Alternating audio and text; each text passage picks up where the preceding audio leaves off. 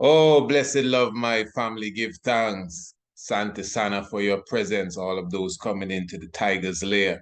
You're definitely in the tiger's nest. You know, we glorify Kedos Emmanuel I, Selassie I, Jah, Rastafari. A wonderful sit down we have for you, my family. Giving thanks for the presence of the Father and the Mother of creation.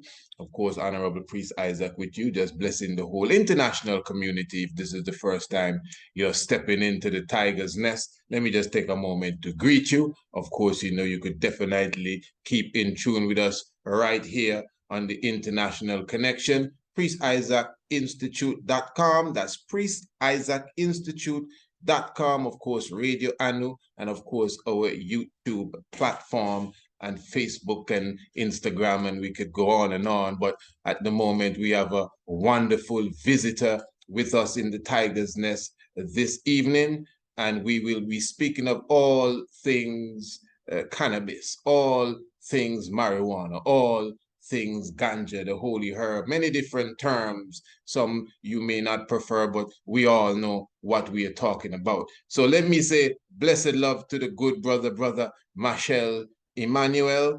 He is actually joining us from the island of Jamaica, and he is a PhD. So officially, Dr. Machel Emmanuel, of course, Rastafari, you know, front and center with us. And he is of the faculty of the University of the West Indies. And he also represents the Department of Life Sciences. And of course, as I said, we will be speaking of the whole aspect of the tree of life, marijuana, cannabis, sativa, and how it impacts us even at this time. My good brother, it's an honor. Blessed love. Give thanks, Emmanuel. Give thanks for the moment, you know. Glory to word, glory to sound, glory be unto the power of His Imperial Majesty Emperor Haile Selassie I. Rastafari. Rastafari. Yes, my Lord. So we go straight into it, you know, before we even go into the depths of actually what you do at the university. And before we go, you know, we want to know a bit of even how you came into Rastafari. But tell us a little, you know, bit about yourself, your credentials, your accomplishments, whatever you think you could share in this introduction. Yeah, man. Give thanks, you know. Greetings to all listeners, you know. Yeah, so I am from the nature island of the Caribbean, Dominica, you know. That's where I was born. That's where I did primary school and high school.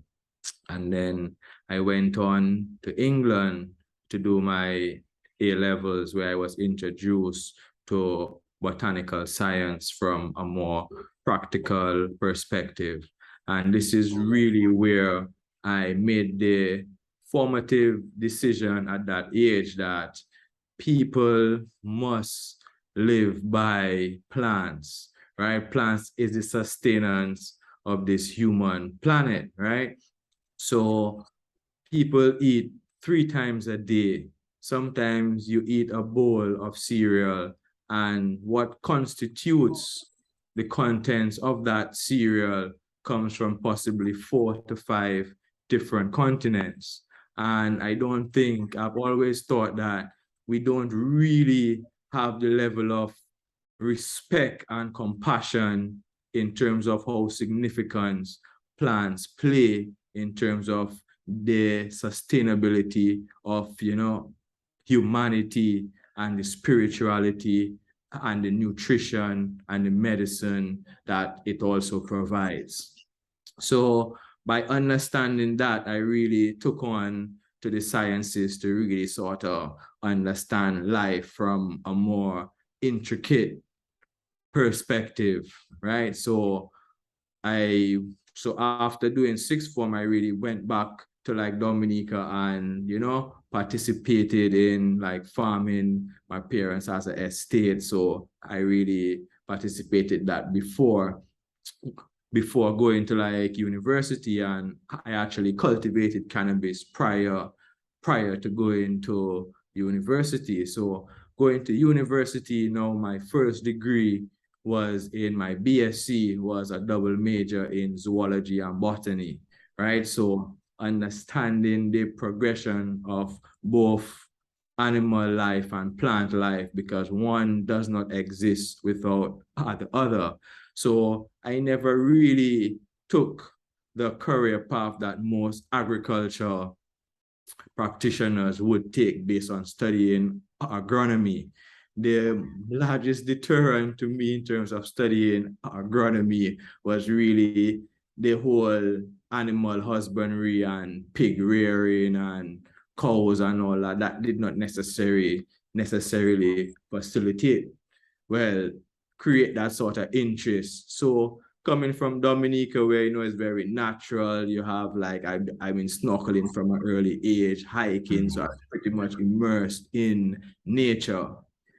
So understanding nature now from not just a snorkeling lens, but a scuba diving lens, to understand how life is so diverse in its magnitude, in its colors, in its shape, in its size, and just to travel to and really see the way different people live, how they eat, how they sustain their families, really spurred on a different interest based on how do I put myself in a position to be able to serve humanity, So coming to university, studying my first degree, as I mentioned, zoology and botany. Then I went on to do a master's in plant production and protection. And then my PhD was devoted to post-harvest of fruits and vegetables. And post-harvest, no, I just want to touch on that, please. because like there is always a lot of talk generally within the agriculture sector that we require more land, we require more fertilizers to really maintain the sort of rising human population that we are faced with, and climate change. But really, if we understand the level of losses that are generally lost throughout the agriculture value chain, where at the farm gate, well, at production, things are lost, produce is lost. At harvest, we also lose stuff. At transportation, we lose stuff. Packaging, we lose stuff. Retail, wholesale, even in your own household, you would tend to dispose of certain things that you may purchase in the supermarket, especially fresh commodities, right? So by seeing the level of world food hunger and how we in the Caribbean, which is much closer to home, have the level of importation in terms of to sustain our populations. We import majority of the food from the United States, right? And the deficit is like in the ratio of 10-1, based on we may export and produce 10%,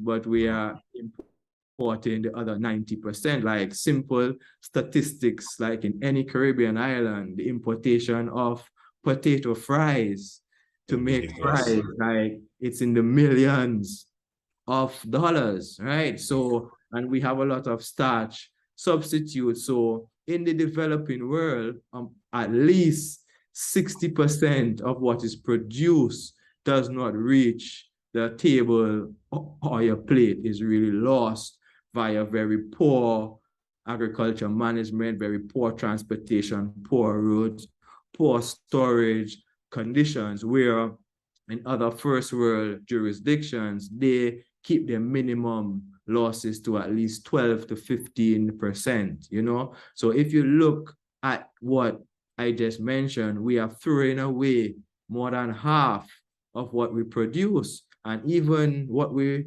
throw away is not used in a sustainable way to generate compost and biogas and introduce back into agricultural systems. Is just a whole heap of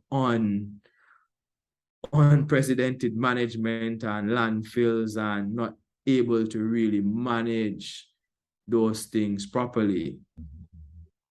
You know, so understanding how we preserve, how we package, how we transport, how we reduce these losses. Like I can give you a simple comparison. Let's say zucchini line, or let's say potato, pumpkin line, or cucumber, right? In the Caribbean, how it would work is, let's say somebody wants to go to the market in town. How it would work is they would probably harvest the cucumber the day before, pile it up in a the like driver maybe come the boxes, he drives in the hot sun, he parks at the rum shop for a while, take a drink. The produce is heating up in the sun, it's not packed properly. You understand? So when he reaches to the market, at least 20 to 25% of these cucumbers have been damaged or squeezed up, or really you will see pitting taking place where water soaking based on the temperature fluctuation that takes place during transportation. In a first world country, the difference would be a trailer is in the field parked, and you have a tractor, is in the field, driving along the field, and you have a trailer behind it. And on that trailer, you have men on the trailer. You have a washing basin where people now are in the field in terms of laterally picking, and they are feeding that middle tractor that's driving slowly, and the men are collecting washing them, packing them in boxes, and putting them to the end of the trailer truck. And when it reaches the end of the field, there is a refrigerated truck that's waiting to take those boxes into the refrigerated storage truck. And then by the time within the early morning, by let's say 4 or 5 o'clock, these boxes are being delivered to supermarkets, to distribution points. So within 12 hours of harvesting the crop, it's already on display in the supermarket. So you have a much longer shelf life.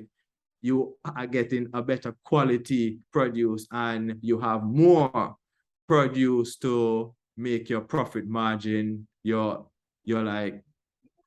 income. So just understanding simple logistics could definitely generate more income, more sustainability throughout the whole production system. So I just wanted to make that simple comparison, you know. And if just quickly, and how long you would estimate, well, not maybe estimate, the same cucumber that they just wash and package properly and neatly and they send to the supermarket, the amount of that has to come to Jamaica or Antigua or Dominica now, how long would that take? You said in the next 12 hours is on the supermarket shelf in the state. But when it has to leave the country now, how long will that take to come on the supermarket shelf in Barbados? In terms of shipping, like those perishable crops that tend to have higher respiration rates tend to travel through air freight. So there's a high possibility that, especially in places like Florida, so on, they have a really integrated system from truckers to trains to air freight, where everything feeds in very neatly to be able to reach in a country within the same time that it would take somebody to drive on the road to actually deliver it. I hear that. It does. Yes. It does. So the logistics is there, but what I've always seen, though, based on my experience, is the Caribbean. That's why we can use that to get into the whole cannabis discussion. The Caribbean is not new to agricultural value chains. We are built on agricultural value chains, from sugarcane to bananas to coffee to ornamental plants. We have always adhered to international appeal of exporting agricultural commodities. So because cannabis is also an agricultural commodity that we know is the most traded commodity in the Caribbean region and fetches the highest economic value in its raw state. But yet, every Caribbean country is developing own legislations and infrastructure to be export-oriented, not to their neighboring countries, but to first world countries to compete with global superpowers. I have always said that the Caribbean, we have the English-speaking Caribbean in particular, we have a population of 40 million people, right?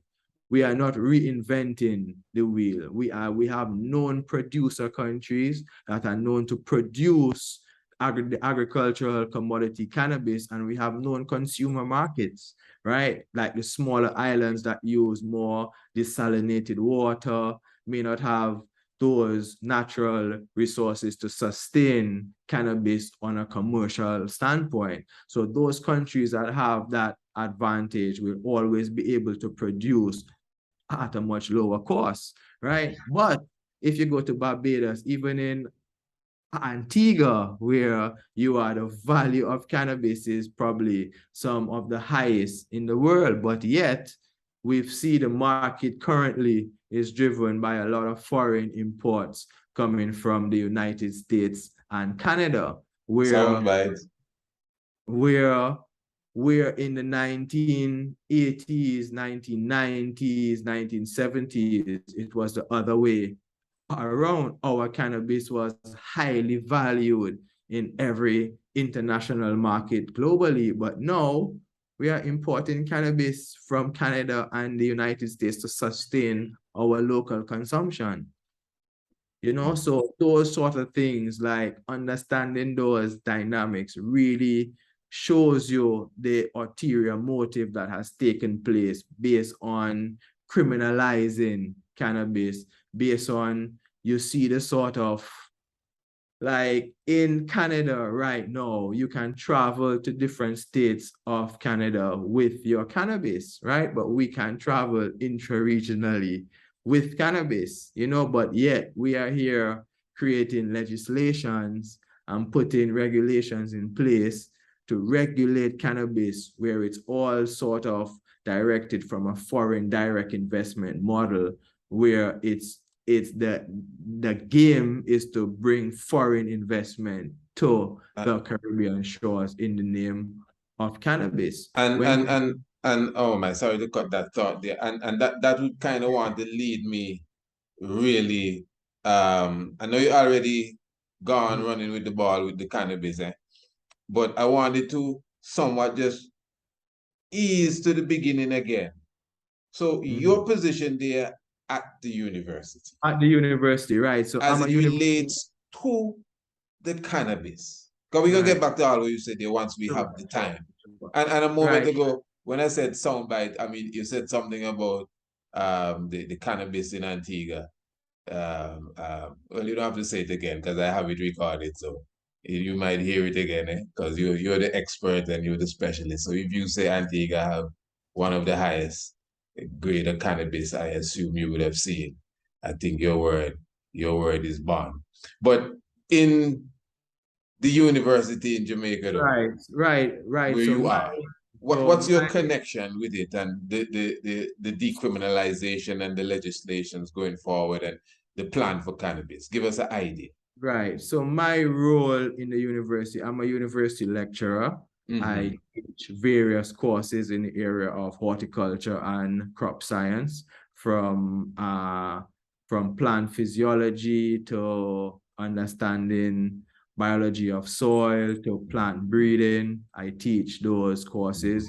I am the principal investigator for the Life Science Cannabis Research Group, where I head a group of students and a research lab where we look at different aspects of horticulture, from pest management to quality control to actually growing the plant, to understanding the commercial viability of commercial cultivation of cannabis in an equatorial climate, right? So that is the focus. I also sit on various government boards and groups that I chair. One of them is I'm the vice chairman for the Cannabis Technical Committee for the Bureau of Standards Jamaica.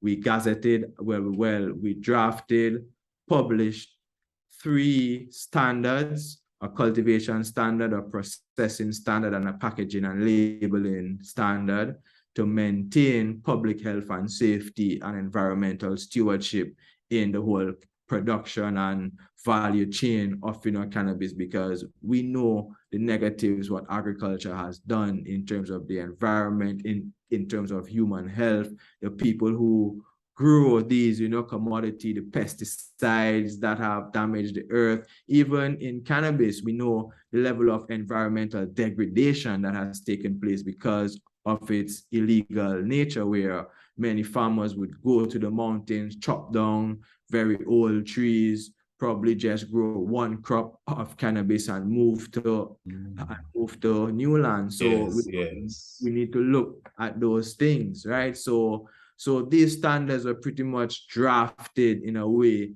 to maintain public health and safety and environmental stewardship in the production and extraction and distribution of cannabis within Jamaica. I also am a member of the Cannabis Industry Task Force from the Ministry of Industry and Commerce. I'm the chairman of the subcommittee for product development. I also sit on international committees such as the International Horticultural Society, the American Horticultural Society, and some post-harvest societies also, and local also, the Jamaica Horticultural Society, so on. So that is the sort of capacity that I operate in. Yes. On a professional level, yes. Yes, on a professional level, yeah, man. But give thanks for such credentials, my lord, even with the works being established there. All right, so you go into the whole aspect of the plant, and we were speaking a moment ago now about us as, well, at least you were focusing on us as, if you want to use the term, Caribbean people, as they like to call it, but those of us in the islands now. Yes. And a few islands have already decriminalized it. And to some degree, freed it up to the society. Some places you have 4 trees you could plant. Some places you have 6. Some places. Yeah, and those are some things that definitely also need to be looked at, because the people who drafted these policies and laws clearly don't have no idea based on a cannabis plant, because you tell somebody you can have 6 plants, right? But 6 cannabis plants could be 6 male plants, 6 hermaphrodite plants, 6 female plants. So in understanding the value of cannabis is all in the pistillate form, meaning the female plant generally tends to be unfertilized, right? So allowing people to have, if you want to set the law, you allow them to have 5 pistillate plants in the pistillate form. So if you have other plants in seedlings, other plants in the vegetative state, it does not serve the same purpose as the value of the flowering plant, which creates the sort of economic value. So by understanding simple botany and taxonomy and botanical science, those things would be very simple decisions to make if the proper advice was sought, But what we have observed in the region, the policymakers pretty much come from the legal background, or they tend to come from law enforcement. So the idea of regulating cannabis comes from an sort of enforcement mentality, but not in the necessary position where we want to facilitate economic commerce. Yeah, right? Because that's the same 4 trees or whatever amount of trees they're telling you you can have. Then you could have 15 grams or 1 ounce or something, wherein one tree, I mean, I could tell you for a fact, one tree, and I know you know what I'm talking about. One tree, when you break that down, sometimes to hang that up, it's like you have 21 trees in there. You understand? And since you're talking about, the legal aspect of this, it may sound funny, but it's reality. No one wants to go under the chains and shackles of the law. So then now it becomes a game that you're gonna pull up a tree from your yard and you're gonna cure it and cut it up. Now automatically you pass the 15 grams or 1 ounce or whatever it is you're supposed to have, and then you're in trouble. So I'm just saying, and I mean, all of that don't really apply in my world. It never applied to me. Even now, it don't apply to me. So I just want the audience to understand that. But I'm just looking at what it is that's going on. And it's real. That is the whole thing. That is the whole thing to me, that I've been a Rastafari youth from, like, let's say high school, right? So I go through my high school being very conscious of honesty and understanding vegan lifestyle and integrating in nature from a sustainable standpoint.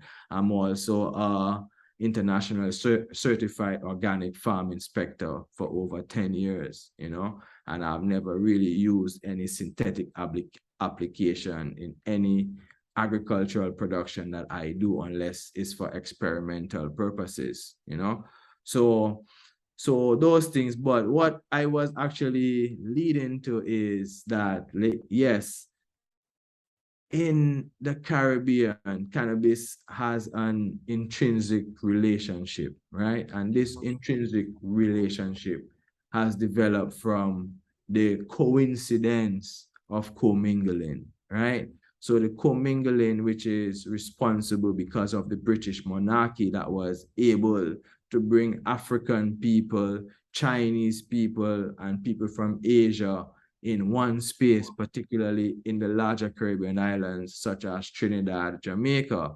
So if cannabis was already in the Caribbean prior to the arrival of the indentured laborers, right, which came from India, and the places that the indentured laborers came from in India was places that the British were pretty much heavily in control of, right? So and I continue. I'm gonna make it get right back to that point, just for clarity. You said did you just say you said the cannabis was here before they came? Yes, there are many instances of I'm just asking because there are many that disagree with that, eh? So right, there are many instances like that cannabis was possibly bought here. So based on documentation, right, looking at the archives, cannabis was brought by the Spaniards to Cuba in the early 14th century, right, in terms of hemp, to assist in the repair of the sail ships and rope and fiber and so on. And we know cannabis has hemp is very much native to Eastern Europe also, because that's pretty close to like China, right? So even from a botanical standpoint, how we describe cannabis is pretty much very a wrong terminology, based on we consider sativa plants to be more equatorial plants with skinny leaves, and plants that grow much taller have a longer flowering period, and we consider indica plants to be denser, big bud, shorter plants, greener leaves, but that's wrong. The real taxonomy of cannabis from a botanical standpoint is cannabis sativa or subspecies sativa is pretty much the plants that do not produce any cannabinoid profiles in terms of CBD or THC. So those plants have been bred over centuries to provide structural support. So how they grow, how they produce, they have very little or no THC, but they are rich in fiber. So these are the hemp. So that is all sativa, right? And all drug cultivars are considered to be indica. So you have equatorial drug cultivars and you have temperate drug cultivars. So some will have narrow leaves and some will have broader leaves. So all cannabis that produces the compound THC and CBD are known to be drug cultivars, which are in the indica category, right? So because cannabis has been under the table for so long, we have developed this sort of terminology that does not necessarily suit general botanical classification. The other thing is we always refer to different cultivars of cannabis. So hold on. So let me ask just quickly.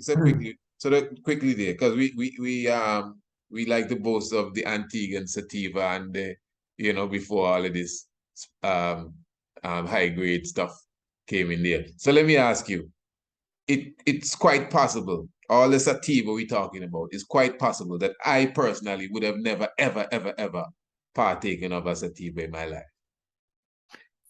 For sure. Okay.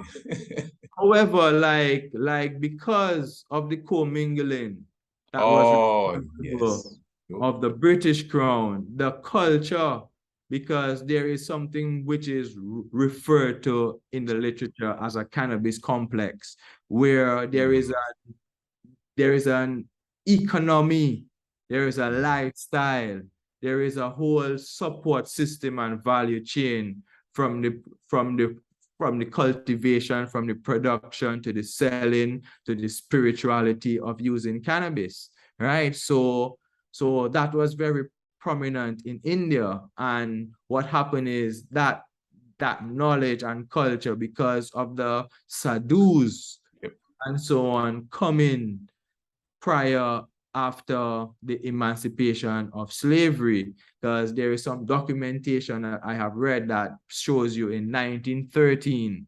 They got permission from the British too. Yeah, it was reported that the only time commingling was observed between the new arrival of the indentured laborers and the African slaves was to partake in the smoking of cali weed after a day's work on the slave plantation. So what I am saying here is, yes, the British didn't do it purposefully, but it happened coincidentally based on the popularization of cannabis among African culture became a lot more popularized after the arrival of the indentured laborers. But the British have collected samples from Jamaica in 1809, in 1822, in terms of Jamaica, in cannabis plants that are preserved today in herbariums in England.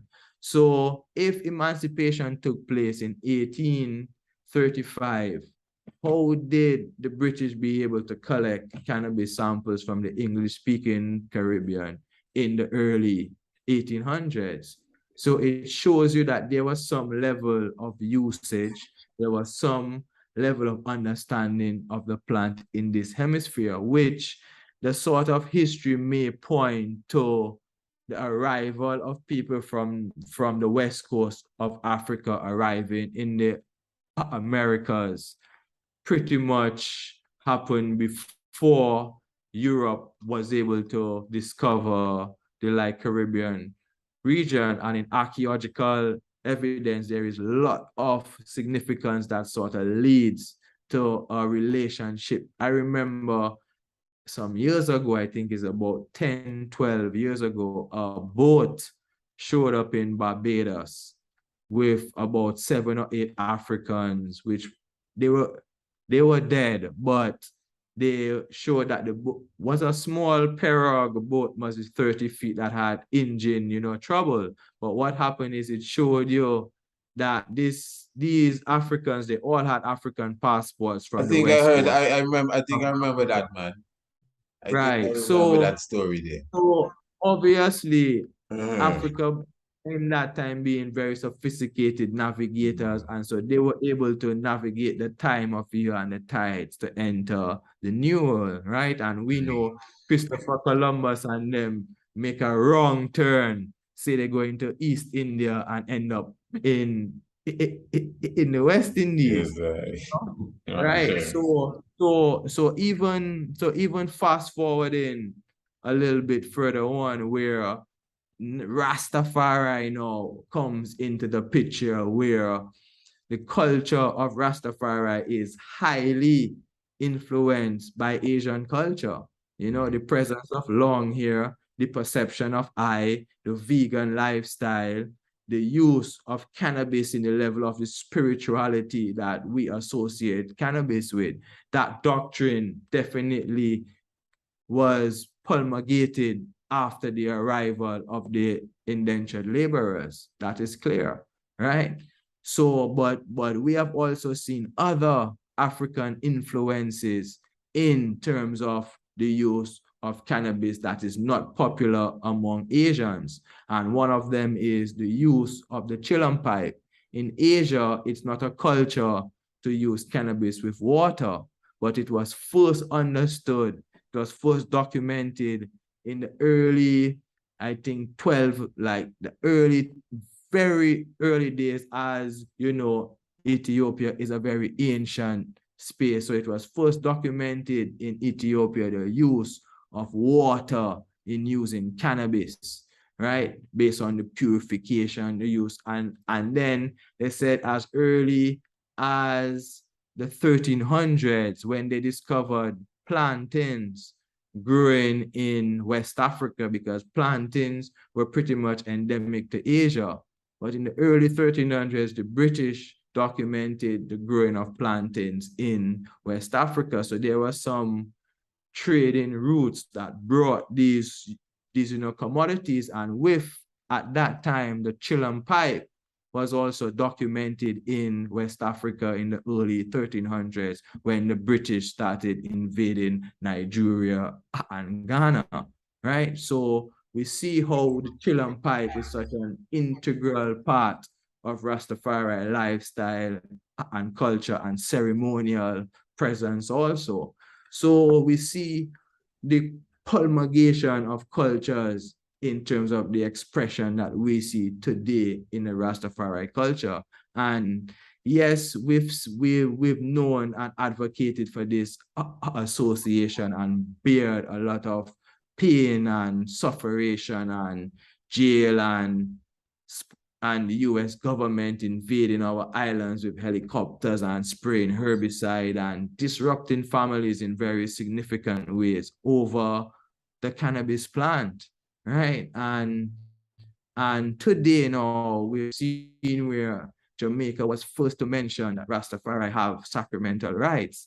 But as you said, we have always had sacramental rights. Like, we have always took the onus on ourselves to feel free to use cannabis and advocate for it. So giving us the opportunity to do that now, but no economic significance to our patronization, does not necessarily provide any justice to the Rastafari community and the restorative justice that is owed to these people who have advocated for this plan for so long, especially in this diaspora here, right? So we've seen where in Barbados, they were the first, well, they are the first in the world to produce a sacramental cannabis bill, where it does not necessarily support Rastafari, because one of the main things in there is it does not look at the Rastafari household as a sacred place of worship,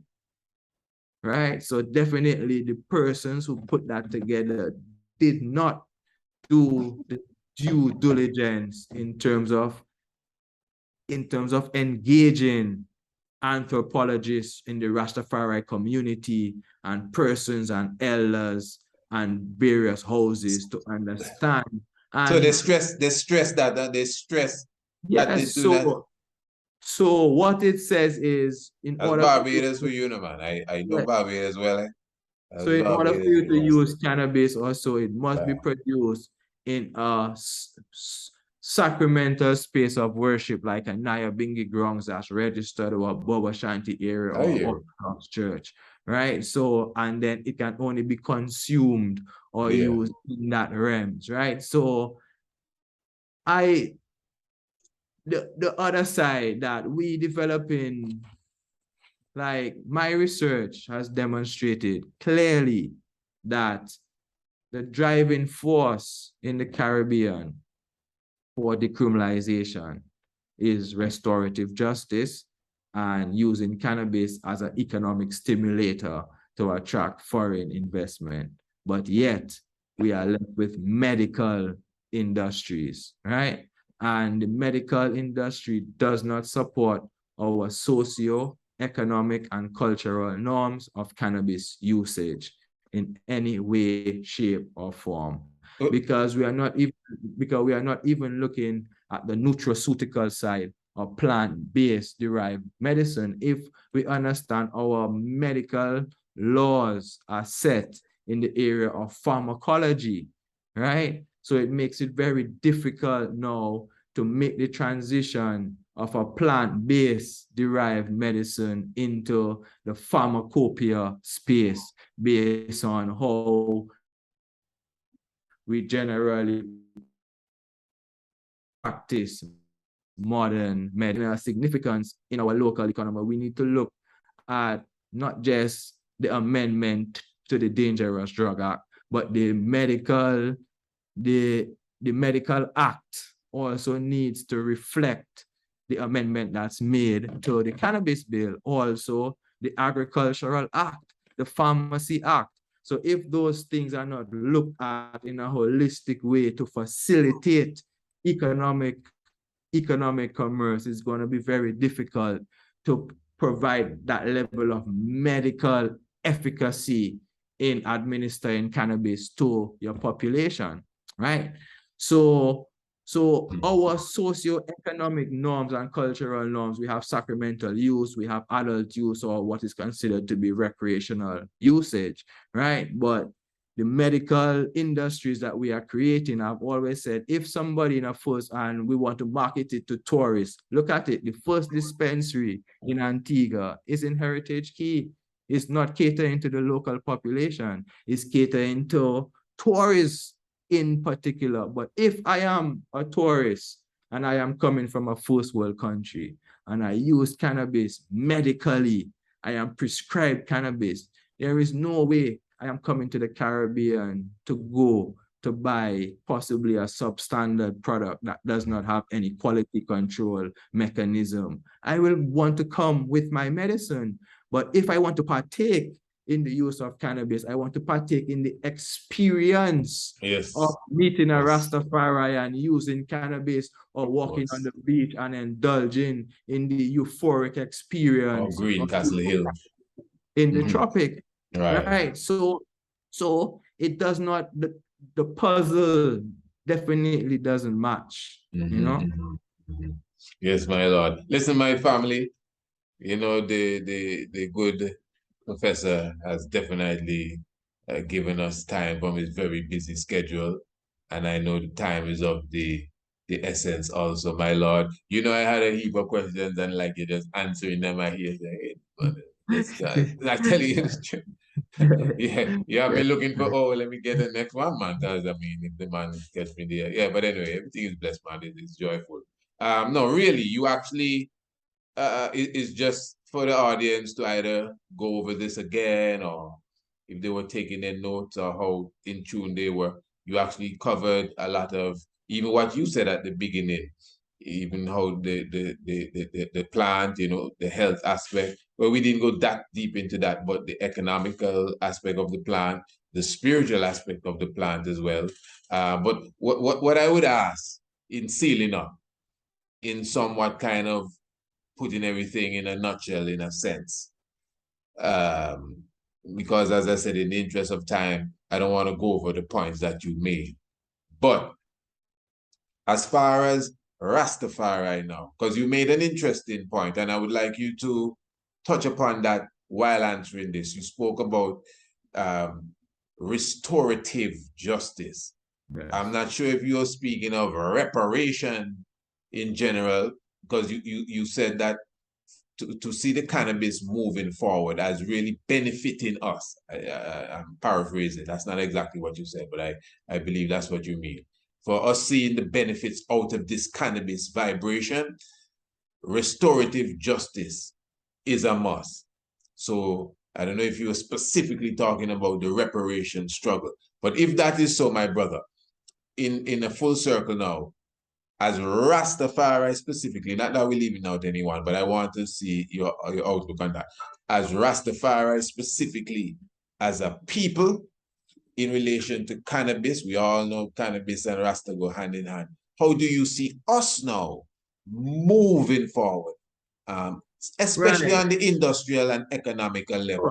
Sure. And I want to first start by saying, like, yes, Rastafari has advocated for cannabis and has like done so much based on its relationship based on Caribbean culture, because cannabis is one of the indicator species for the Caribbean region. Take it or leave it. Leave it. But I'm also of the perspective that cannabis does not belong to Rastafari.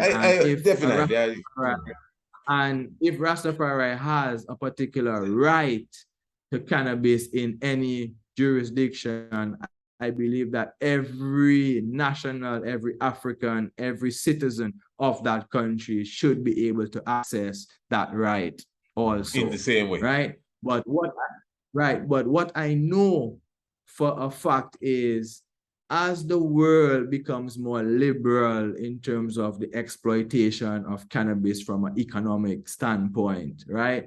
The value is not necessarily going to be so much on the actual commodity itself and the flower, but on intellectual property, such as genetics, such as procedures, such as standardization, such as ways of production. And I've always advocated for the fact that, yes, we have various production standards, but if Rastafari is to develop an ITAL standard for the production of cannabis, that will be the highest standard globally, because it's even higher than organic agriculture. Like the input of animal feces and certain inputs will not be allowed in ITAL, in creating an ITAL standard, whereas it will be something not in a similar fashion, but in a way, shape, or form similar to halal meat, how the Muslims deal with halal meat. So it will have a level of sacredity in how it's produced, how it's handled, how it's sold. So by doing so, that would have a sort of different marketing connotations where geographical indicators could be applied, similar in the way that champagne is managed in France. So in order for this to be classified in a particular way, it must be of a certain genetic stock. It must be produced of a certain level of natural inputs, right? So it has this association with I culture that creates a different relationship, an intrinsic one, with the people who are willing to use cannabis in that way. And it has always been so based on the Caribbean region, where Rastafari has always been the forefront in terms of dispensing cannabis, right? So understanding the economic potential is not just we as Rastas want to grow herb and sell, but we need to put structures in place and infrastructure to be able to capture that value, and not just on a short term, but on a long term basis for it to be sustainable, right? So even if this method is used in a different country or a different way, it is protected in law, in registration, that the Rastafari community has to benefit in some way, shape, or form from the intellectual property. And one thing I know is the globalization of Rastafari across the globe makes it even more easier to create that sort of brand equity that Rastafari has with, cannabis. Like if you go to South Africa, the way that Rastafari culture, so Rastafari in the modern day has created the cannabis complex in a different dimension in the modern world that existed in the very ancient world in China and the Himalayas and in India, right? So what I would like to say in terms of my last words is, you have many species of plants on this earth, but you see the cannabis plant as a single species. Its intrinsic relation with human beings in particular is profound in so many ways, from the seeds providing hemp hearts to give you nutrition, to the trichomes in the flowers to provide medicine and spirituality, to the hemp to provide structural support. It is speculated and said that the pyramids were made from hempcrete, that they're able to bring those huge cubes at that height. At that time, it was pretty much dry hemp, but as over time it fossilized and interacted with the natural elements and became solid rocks. You know, that's why it's still standing today, because the cannabis plant has the strongest tree fiber in the whole plant kingdom, right? So how humans have been able to exploit cannabis over the decades. The other day, I was at an economic and ethnobotany conference, and there is this archaeologist named, I can't, what's his name, Mark, who went to China and he dug up a 2,000-year-old grave and he looked at the cannabis. They had about an ounce of cannabis, and he looked at in depth in an electron microscope and saw that that cannabis was pistillate cannabis with cannabis that was bred for possibly some psychoactive properties, right? So we have many drugs now. We hear the young youth singing about mollies and all those type of things, but think of that. Cannabis has been used or documented in human usage for over 5,000 years. Is the safest substance out there that mankind can exploit and use, you know? So we are not trying to reinvent the wheel, but we are trying to create more sustainability and you know, like I have seen what cannabis has done in terms of like healing people. Like recently I had my first full remediation of prostate cancer by administering a cannabis extract of a particular chemovore. So it had an equal ratio of CBD to THC, and we made an extraction, and this person consumed this extraction twice a day for 3 years, and we observed the cancer cell count steadily decreasing to now they are pretty much considered to be cancer-free from a medical standpoint. I've seen people with arthritis who have not been able to close their hands in years, and a sublingual drop of a particular milligram concentration, they are able to open their hands and close it within 20 minutes. You know, I've seen policemen, high-ranking policemen, who suffer from post-traumatic stress and insomnia, who have difficulty sleeping. And I've seen how cannabis has improved their well-being and improved their happiness and improved their persona. I've always said you can't go to the shop to buy happiness, but you can always buy cannabis that could put you in a state of happiness, you know? So I give thanks. Give thanks. All right. My good brethren. I really appreciate love that yeah, wealth of knowledge and information there. Give thanks and inspiration as well. The good brother Dr. Machel Emmanuel of the Faculty of Life Sciences, it is, of the University of the West Indies in Jamaica. My good brother, I give thanks for the time and just bless. And I guess this is to be continued, you know? Obviously, because I had more questions there. I was going to ask you, since you're going there, since you said that, I was going to ask you, what do you think of the ayahuasca brew? But save that for the next time when we go into the more spiritual aspect of the cannabis. Yes, my Lord. I'm going to guide you out and just have a sealing word with the family here. So blessed love again, my Lord. Oh, yes, wonderful. So we give thanks for the good brethren who took the time out of his very busy schedule, as you could see him there, all, you know, definitely in the lab, if you want to say. And it was a great strength. Definitely, I received wealth of knowledge and information, and of course, I know that you all would have as well. Of course, going into the whole aspect of the cannabis, you could see that the brother was like going between worlds, where it was dealing with it on a historical level.